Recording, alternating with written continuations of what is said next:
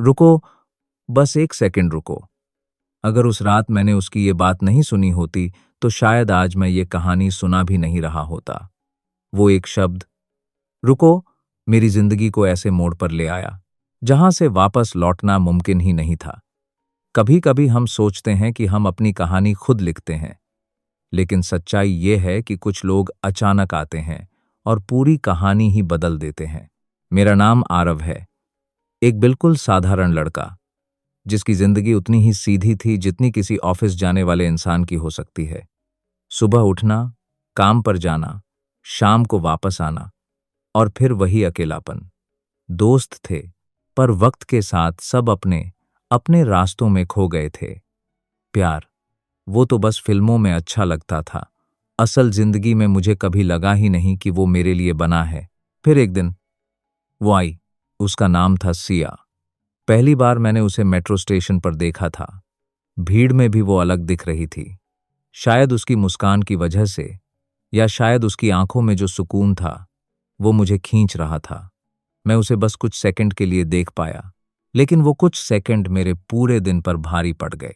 अगले दिन फिर वही समय, वही प्लेटफॉर्म, और वो फिर से वहीं थी।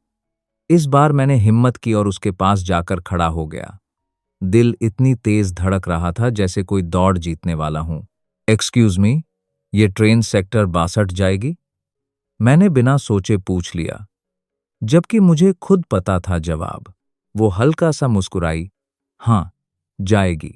उस एक जवाब ने जैसे बातचीत का दरवाजा खोल दिया। फिर धीरे धीरे हम रोज मिलने लगे। छोटी छोटी बातें, चाय के कप, और वो अनजानी सी दोस्ती जो कब गहरी होने लगी पता ही नहीं चला। सिया बहुत अलग थी। वो हर छोटी चीज में खुश हो जाती थी। बारिश में भीगना, सड़क किनारे चाय पीना, या बस बिना वजह हौंस देना। उसके साथ रहते हुए मुझे पहली बार लगा कि जिंदगी सिर्फ जीने के लिए नहीं, महसूस करने के लिए होती है। एक दिन उसने मुझसे पूछा, आरव, तुम्हें कभी डर नहीं लगता? मैंने हंसते हुए कहा, किस बात का? वो कुछ पल चुप रही, फिर बोली, किसी को खो देने का। उस वक्त मैंने उसकी बात को हल्के में ले लिया। मुझे लगा ये बस एक आम सवाल है, लेकिन आज सोचता हूं तो समझ आता है कि वो सवाल नहीं, एक इशारा था। धीरे धीरे हमारी बातें रातों तक पहुंचने लगीं। फोन कॉल्स, मैसेजेस, और वो एहसास जो हर बार दिल में हलचल मचा देता था। मैं उससे प्यार करने लगा था, और शायद वो भी। एक शाम जब हम दोनों उसी मेट्रो स्टेशन पर बैठे थे, मैंने हिम्मत जुटाई। दिल में हजारों बातें थीं, पर शब्द गले में अटक रहे थे। सिया, मुझे तुमसे कुछ कहना है। वो मेरी तरफ देखने लगी। उसकी आंखों में एक अजीब सी चमक थी, जैसे वो पहले से जानती हो मैं क्या कहने वाला हूं। मुझे लगता है मैं तुमसे प्यार करने लगा हूं। कुछ सेकंड के लिए सब कुछ थम गया। आसपास की आवाजें जैसे गायब हो गईं।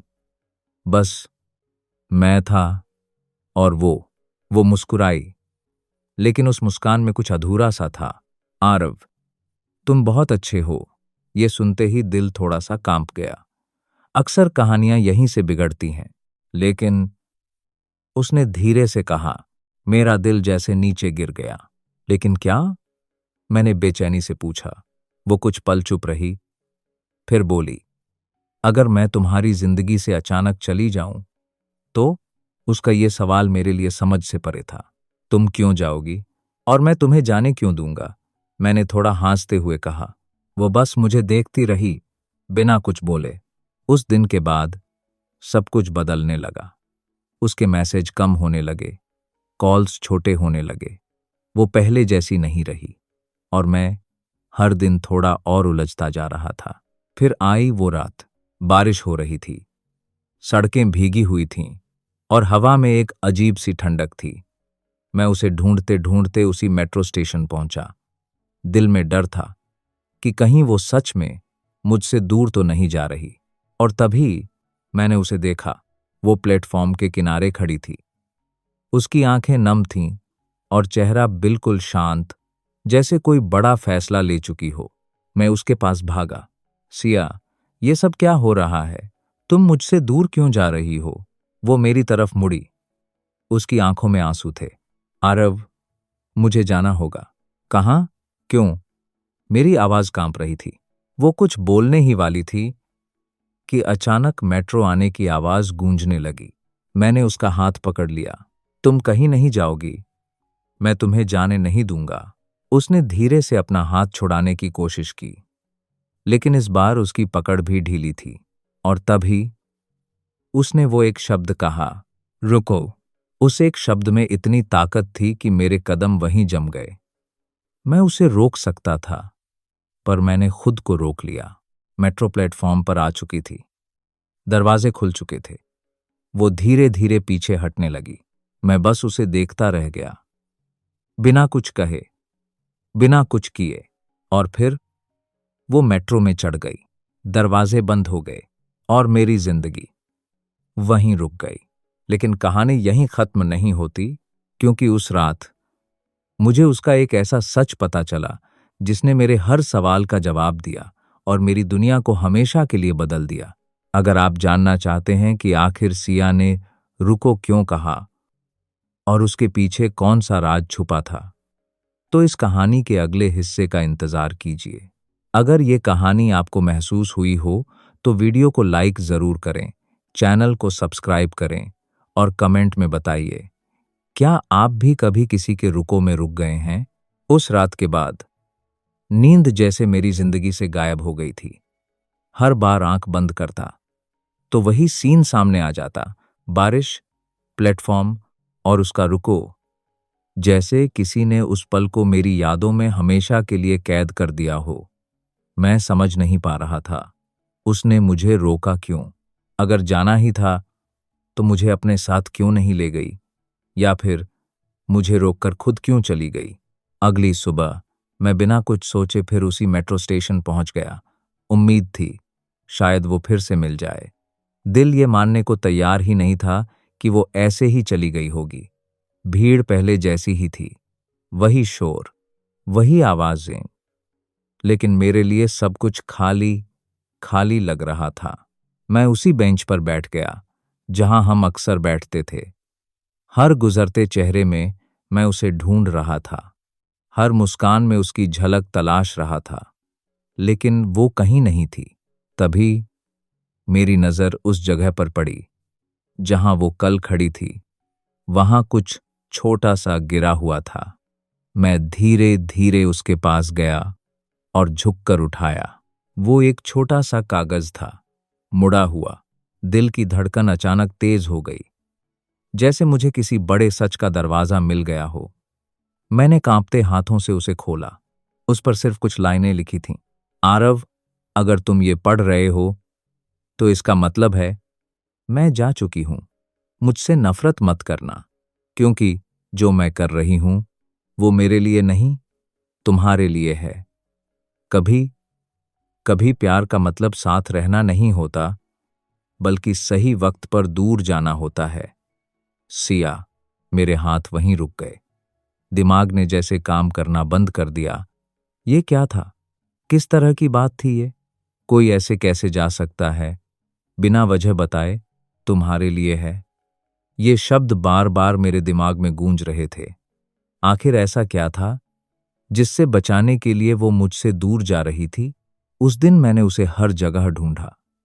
उसके पसंदीदा कैफे में गया, उस चाय वाले के पास गया जहां हम अक्सर हौंसते हुए घंटों बिताते थे, लेकिन हर जगह बस एक ही जवाब मिला, कई दिनों से नहीं आई।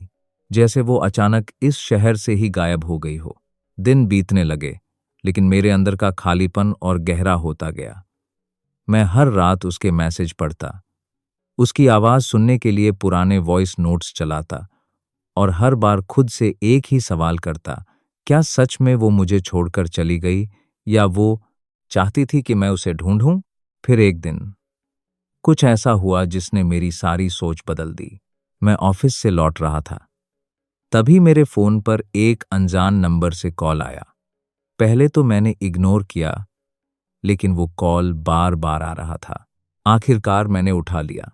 हेलो, मैंने धीरे से कहा। कुछ सेकंड तक सन्नाटा रहा। फिर एक हल्की सी आवाज आई, आरव, मेरी सांस वहीं रुक गई। ये आवाज, मैं इसे हजारों आवाजों में पहचान सकता था। सिया, मैंने ऑलमोस्ट फुसफुसाते हुए कहा। उधर से कुछ पल चुप्पी रही। फिर उसने कहा, तुम ठीक हो? मुझे समझ नहीं आया। हाँसू, रोऊं या उससे सवाल करूं? तुम ये पूछ रही हो? तुम ऐसे गायब हो गई और पूछ रही हो मैं ठीक हूं? मेरी आवाज में दर्द साफ छलक रहा था। वो चुप रही, जैसे उसके पास कोई जवाब ही नहीं था। तुम हो कहाँ, सिया? और ये सब क्यों कर रही हो? मैंने बेचैनी से पूछा। वो धीरे से बोली, मैं जहां हूं वहां से वापस नहीं आ सकती। आरव, उसकी ये बात सुनकर दिल में एक अजीब सा डर बैठ गया। मतलब, क्या हो रहा है? तुम मुझे सच क्यों नहीं बता रही? मैंने लगभग चिल्लाते हुए कहा। उसकी आवाज थोड़ी कांपी। क्योंकि अगर तुम सच जान गए तो तुम मुझे कभी जाने नहीं दोगे। ये सुनकर मैं पूरी तरह टूट गया। और अगर मैं नहीं जाने देना चाहता तो क्या गलत है उसमें? मैंने धीरे से कहा। फोन के उस पार सन्नाटा छा गया, जैसे वो भी लड़ रही हो अपने फैसले से, अपने दिल से। फिर उसने एक ऐसी बात कही जिसने सब कुछ और उलझा दिया। आरव, क्या तुम मुझ पर भरोसा करते हो? मैं बिना सोचे बोल पड़ा। खुद से ज्यादा। वो हल्का सा मुस्कुराई। उसकी सांसों में वो मुस्कान साफ सुनाई दे रही थी। तो फिर जो मैं कह रही हूं वो मान लो। मुझे ढूंढने की कोशिश मत करना। ये हमारी कहानी का अंत नहीं है, बस एक मोड़ है। लेकिन मैं कुछ कह पाता उससे पहले ही कॉल कट हो गया। मैंने बार बार उसी नंबर पर कॉल किया, लेकिन अब वो अनरीचेबल था। उस रात मैं पहली बार सच में डर गया था। ये कोई साधारण कहानी नहीं थी। यहां कुछ ऐसा था जो मुझे समझ नहीं आ रहा था, और शायद सिया चाहती भी नहीं थी कि मैं समझूं। लेकिन मैं रुकने वाला नहीं था। अगले दिन मैंने उस नंबर की डिटेल्स निकालने की कोशिश की। काफी जद्दोजहद के बाद मुझे बस इतना पता चला कि वो नंबर किसी हॉस्पिटल के नाम पर रजिस्टर था। हॉस्पिटल, ये शब्द सुनते ही दिल जोर से धड़कने लगा। क्या सिया ठीक नहीं है? क्या वो किसी परेशानी में है? या फिर वो मुझसे कुछ छुपा रही थी? मेरे दिमाग में हजारों सवाल दौड़ने लगे, और उसी वक्त मैंने फैसला कर लिया। अगर सच जानने के लिए मुझे पूरी दुनिया भी छाननी पड़े तो मैं करूंगा, क्योंकि इस बार मैं उसके रुकों में रुकने वाला नहीं था। लेकिन मुझे नहीं पता था कि जिस सच की तलाश में मैं निकल रहा हूं वो मेरी हिम्मत को, मेरे प्यार को और मुझे खुद को पूरी तरह बदल देने वाला है। अगर आप जानना चाहते हैं कि आखिर उस हॉस्पिटल का सिया से क्या रिश्ता था और वो कौन सा सच था जिससे वो मुझे बचा रही थी, तो अगले पार्ट का इंतजार कीजिए। वीडियो को लाइक करें, चैनल को सब्सक्राइब करें और कमेंट में बताइए, अगर आप मेरी जगह होते तो क्या करते? उस रात मैंने एक भी पल ठीक से नहीं सोया। दिमाग में बस एक ही शब्द घूम रहा था, हॉस्पिटल। और उस शब्द के साथ सिया का चेहरा, उसकी आवाज और उसका रुको। अब यह साफ हो चुका था कि वो मुझसे दूर इसलिए नहीं गई क्योंकि वो मुझसे दूर होना चाहती थी, बल्कि इसलिए क्योंकि कुछ ऐसा था जो वो मुझे बताना नहीं चाहती थी, या शायद बता नहीं सकती थी। सुबह होते ही मैं उस नंबर की डिटेल्स लेकर सीधे उस हॉस्पिटल पहुंच गया। दिल की धड़कन इतनी तेज थी कि हर कदम भारी लग रहा था, जैसे मैं किसी ऐसे सच के करीब जा रहा था जिसे सुनने के लिए मैं तैयार ही नहीं था। हॉस्पिटल के गेट पर कदम रखते ही एक अजीब सी ठंडक महसूस हुई। अंदर हर जगह सफेद दीवारें, दवाइयों की गंध और लोगों के चेहरों पर चिंता। मैं रिसेप्शन पर गया और कांपती आवाज में पूछा, मुझे सिया से मिलना है। सिया? सिया शर्मा। रिसेप्शन पर बैठी लड़की ने कंप्यूटर में कुछ देखा, फिर मेरी तरफ देखा। आप कौन हैं? उसने पूछा। मैं कुछ पल चुप रहा, फिर धीरे से बोला, मैं उसका दोस्त हूं। उसने थोड़ी देर तक मुझे देखा, जैसे कुछ सोच रही हो। फिर बोली, आप बैठिए, मैं चेक करती हूं। मैं वहीं पास की कुर्सी पर बैठ गया। हर सेकंड जैसे 1 घंटे जैसा लग रहा था। दिल बार बार कह रहा था सब ठीक होगा, लेकिन अंदर कहीं एक डर था जो बढ़ता जा रहा था। करीब 5 मिनट बाद एक डॉक्टर मेरे सामने आए। आप आरव हैं? उन्होंने सीधे पूछा। मैं चौंक गया। जी, आपको कैसे? उन्होंने मेरी बात बीच में ही काट दी। सिया ने आपके बारे में बताया था। ये सुनते ही दिल जैसे रुक सा गया। वो कहाँ है?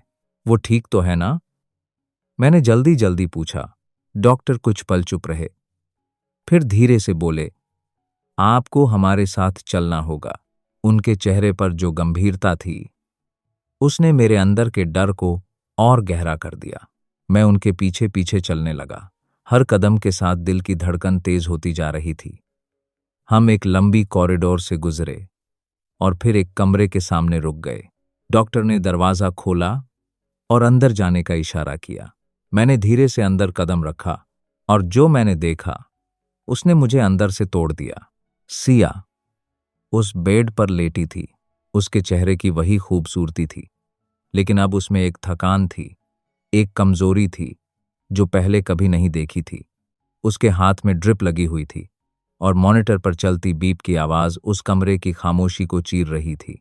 मैं वहीं खड़ा रह गया, जैसे मेरे पैरों में जान ही नहीं बची हो। ये क्या है? मेरी आवाज खुद मुझे अजनबी लग रही थी। डॉक्टर ने धीरे से कहा, सिया पिछले कुछ महीनों से यहां एडमिट है। उसे एक गंभीर बीमारी है। कौन सी बीमारी? मैंने बीच में ही पूछा। डॉक्टर ने मेरी आंखों में देखते हुए कहा, ब्लड कैंसर। ये 2 शब्द जैसे मेरे सीने में किसी ने पत्थर की तरह फेंक दिए।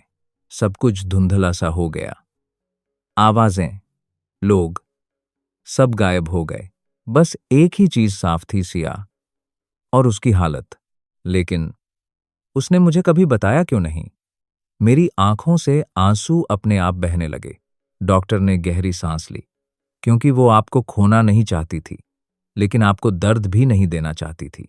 वो चाहती थी कि आप उससे दूर हो जाएं, ताकि जब वो चली जाए तो आपको उतना दर्द न हो। मेरे लिए ये सुनना असहनीय था। और अब? मैंने धीरे से पूछा। डॉक्टर ने सिर झुका लिया। अब उसके पास ज्यादा समय नहीं है। ये सुनते ही जैसे मेरे अंदर कुछ टूट गया। मैं धीरे धीरे उसके पास गया। उसके चेहरे को देखा। वो इतनी शांत थी, जैसे गहरी नींद में हो। मैंने उसके हाथ को हल्के से पकड़ा और उसी पल उसकी उंगलियां हल्की सी हिलीं। मेरी सांस रुक गई। सिया, मैंने धीरे से पुकारा। उसकी पलकों में हलचल हुई और फिर उसने धीरे धीरे आंखें खोलीं। हमारी नजरें मिली। उसकी आंखों में हैरानी थी और फिर आंसू। आरव, उसने बहुत धीमी आवाज में कहा। मैं खुद को रोक नहीं पाया। आंसू लगातार बह रहे थे। तुमने मुझे बताया क्यों नहीं? मेरी आवाज टूट रही थी। वो हल्का सा मुस्कुराई, वही अधूरी सी मुस्कान। क्योंकि मैं तुम्हें रोते हुए नहीं देख सकती थी। मैंने उसका हाथ और कसकर पकड़ लिया। और अब क्या कर रही हो? मुझे दूर करके? क्या ये आसान हो गया तुम्हारे लिए? मैंने दर्द में कहा। उसकी आंखों से आंसू बहने लगे। नहीं आरव, ये हर दिन मुझे तोड़ता है, लेकिन अगर मैं तुम्हें अपने साथ बांध लेती तो तुम्हारी पूरी जिंदगी इस दर्द में फंस जाती। उसकी हर बात जैसे मेरे दिल को चीर रही थी। मुझे कोई फर्क नहीं पड़ता, मैं बस तुम्हारे साथ रहना चाहता हूं, मैंने उसकी आंखों में देखते हुए कहा। वो कुछ पल मुझे देखती रही, जैसे कुछ सोच रही हो। फिर उसने धीरे से कहा, इसलिए तो मैंने उस रात तुम्हें रोका था। मैं चौंक गया। मतलब? वो धीरे धीरे बोली, अगर तुम उस दिन मेरे साथ आ जाते तो तुम कभी वापस नहीं जा पाते। मैं तुम्हें उस अंधेरे में नहीं खींच सकती थी। आरव, उसकी बातों में एक ऐसा दर्द था जिसे शब्दों में समझाना मुश्किल था। कमरे में खामोशी छा गई। बस मॉनिटर की बीप और हमारी सांसों की आवाज। मैंने उसका हाथ अपने माथे से लगा लिया। अब मैं कहीं नहीं जाऊंगा, मैंने धीरे से कहा। उसकी आंखों में हल्की सी चमक आई, लेकिन साथ ही एक डर भी। आरव, अगर तुम रुके तो तुम्हें बहुत दर्द होगा। मैं हल्का सा मुस्कुराया। आंसुओं के बीच, प्यार में दर्द नहीं होगा तो वो प्यार कैसा? वो मुझे देखती रही, जैसे पहली बार मुझे समझ रही हो, लेकिन मुझे नहीं पता था कि असली इम्तिहान अभी बाकी था, क्योंकि अगले कुछ घंटों में एक ऐसा फैसला लेना था जो सिर्फ मेरी नहीं, हमारी पूरी कहानी को हमेशा के लिए बदलने वाला था। अगर आप जानना चाहते हैं कि वो फैसला क्या था और क्या मैं सच में उसके साथ रह पाया या फिर किस्मत ने फिर से कोई खेल खेला, तो अगले पार्ट का इंतजार कीजिए। वीडियो को लाइक करें, चैनल को सब्सक्राइब करें और कमेंट में बताइए क्या आप प्यार के लिए इतना दर्द सह सकते हैं। उस दिन के बाद मैं हॉस्पिटल से बाहर नहीं गया। वक्त जैसे रुक गया था, बस सिया की सांसों की आवाज, मॉनिटर की बीप और मेरे दिल की धड़कन। हर पल एक डर था कि कहीं ये सब आखिरी पल तो नहीं। मैं उसके पास बैठा था, उसका हाथ अपने हाथ में लिए। वो सो रही थी या शायद सोने की कोशिश कर रही थी। उसके चेहरे पर वही शांति थी, लेकिन अब मैं उस शांति के पीछे छुपा दर्द साफ देख पा रहा था। तुम अभी भी रुके हुए हो, उसकी धीमी सी आवाज आई। मैंने मुस्कुराने की कोशिश की। इस बार तुम्हारे रुको का मतलब समझ गया हूं। वो हल्का सा हंसी, लेकिन उस हंसी में थकान थी। पागल हो तुम, उसने फुसफुसाते हुए कहा। मैं थोड़ा झुककर उसके करीब आ गया, उसकी आंखों में देखते हुए बोला, हाँ, तुम्हारे लिए। कुछ पल के लिए हम दोनों बस एक दूसरे को देखते रहे, जैसे शब्दों की जरूरत ही नहीं थी। उस खामोशी में भी बहुत कुछ था, डर, प्यार, अधूरी बातें और वक्त से लड़ने की एक छोटी सी कोशिश। शाम तक डॉक्टर आए। उन्होंने मुझे बाहर बुलाया। उनके चेहरे की गंभीरता ने फिर से दिल में डर भर दिया। आरव, हमें आपसे एक जरूरी बात करनी है। मैं चुपचाप उनके साथ कॉरिडोर में चला गया। सिया की हालत अब पहले जैसी नहीं रही। उन्होंने धीरे धीरे कहा, इलाज चल रहा है, लेकिन अब चीजें हमारे कंट्रोल में कम हैं। मैंने उनकी बात काट दी। सीधे बोलिए डॉक्टर। उन्होंने गहरी सांस ली। हमारे पास एक आखिरी ऑप्शन है, एक ट्रायल ट्रीटमेंट, लेकिन इसमें रिस्क बहुत ज्यादा है। कितना रिस्क? मैंने तुरंत पूछा। अगर सफल हुआ तो वो बच सकती है, लेकिन अगर नहीं हुआ तो? वो रुक गए। मैं समझ गया। तो क्या? मेरी आवाज सख्त हो गई। तो हम उसे खो सकते हैं, बहुत जल्दी। मेरे पैरों तले जमीन खिसक गई। ये वही पल था जहां प्यार और डर आमने सामने खड़े थे। और अगर ये ट्रीटमेंट नहीं किया? मैंने पूछा। तो हमारे पास बस कुछ हफ्ते हैं। ये सुनते ही जैसे समय ने मुझे पकड़ लिया।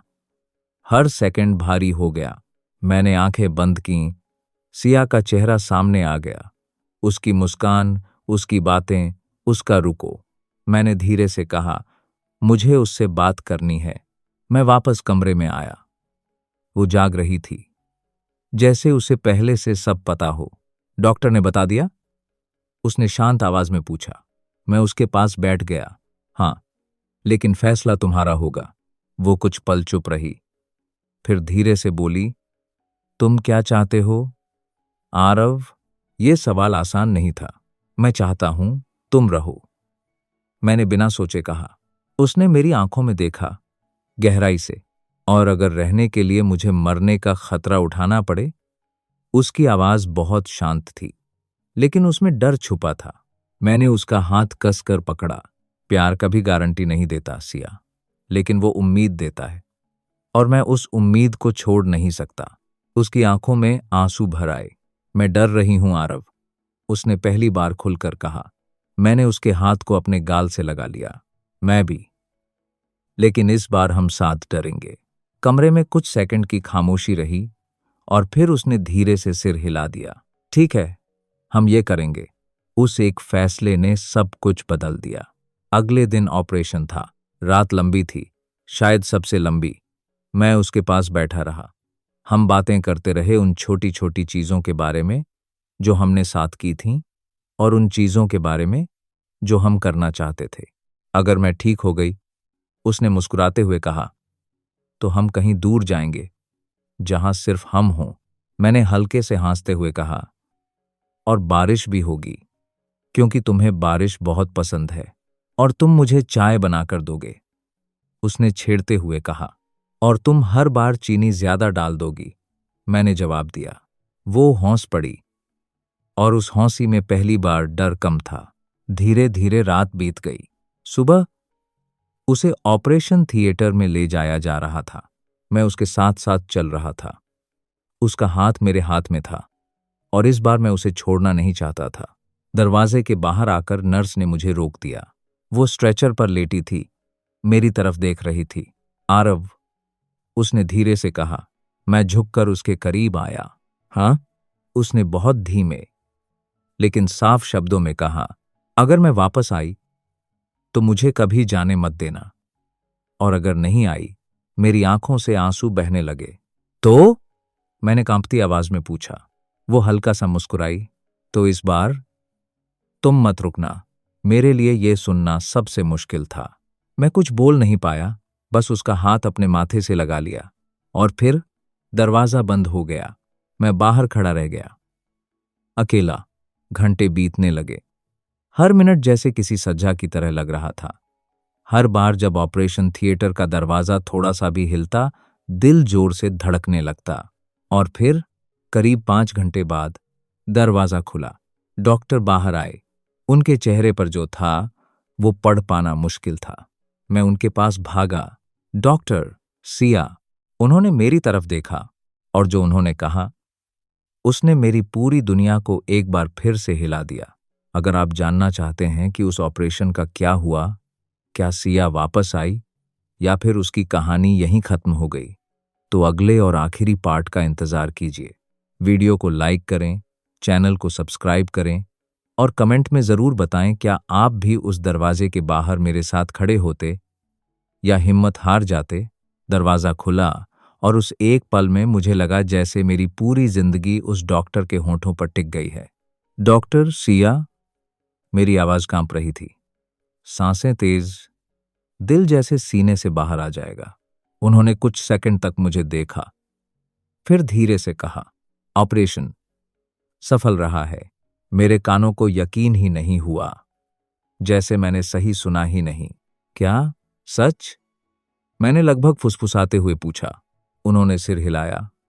हाँ, लेकिन अभी वो होश में नहीं है। अगले 24 घंटे बहुत क्रिटिकल हैं। मेरी आंखों से आंसू अपने आप बहने लगे। ये खुशी थी या डर, शायद दोनों। मैं दीवार के सहारे खड़ा हो गया। इतने दिनों का डर, दर्द सब एक साथ बाहर आ रहा था, लेकिन अभी भी एक इंतजार बाकी था उसके आंखें खोलने का। कुछ देर बाद मुझे उसे देखने की इजाजत मिली। मैं धीरे धीरे कमरे में गया। वही सफेद दीवारें, वही मशीनों की आवाज, लेकिन इस बार मेरे कदमों में उम्मीद थी। वो वहीं थी, शांत, लेकिन इस बार उसकी सांसें थोड़ी स्थिर थीं। मैं उसके पास बैठ गया, उसका हाथ अपने हाथ में लिया, और धीरे से कहा, मैं आ गया हूं, और इस बार कहीं नहीं जाऊंगा। घंटे बीतते गए। मैं वहीं बैठा रहा। बीच बीच में उसकी उंगलियां हल्की सी हिलतीं, और मेरा दिल फिर से धड़क उठता। और फिर शाम के करीब उसकी पलकों में हलचल हुई। मैं तुरंत झुककर उसके पास गया। सिया, मैंने धीरे से पुकारा। उसने धीरे धीरे आंखें खोलीं, और पहली नजर मुझ पर पड़ी। कुछ सेकंड तक वो बस मुझे देखती रही, जैसे यकीन ही नहीं हो रहा हो कि मैं सच में उसके सामने हूं। आरव, उसकी आवाज बहुत धीमी थी, लेकिन उसमें वही अपनापन था। मैं मुस्कुरा दिया, आंसुओं के साथ। हाँ, मैं यही हूं। उसकी आंखों से आंसू निकल आए। तुम गए नहीं? उसने हल्की सी मुस्कान के साथ पूछा। मैंने उसका हाथ और कसकर पकड़ लिया। इस बार तुम्हारे रुको को मैंने सच में समझ लिया। वो हल्का सा हंसी, और उस हंसी में अब दर्द कम था, सुकून ज्यादा। कुछ दिन बीत गए। धीरे धीरे उसकी हालत बेहतर होने लगी। डॉक्टर भी अब थोड़ा पॉजिटिव थे। हर दिन उसके चेहरे पर रंग वापस आ रहा था, और मेरे दिल में भी। एक शाम हम दोनों हॉस्पिटल की छत पर बैठे थे। हल्की हवा चल रही थी। और आसमान में ढलता हुआ सूरज। याद है, तुमने कहा था हम कहीं दूर जाएंगे? उसने आसमान की तरफ देखते हुए कहा। मैंने मुस्कुराकर जवाब दिया, हाँ, और बारिश भी होगी। वो मेरी तरफ मुड़ी।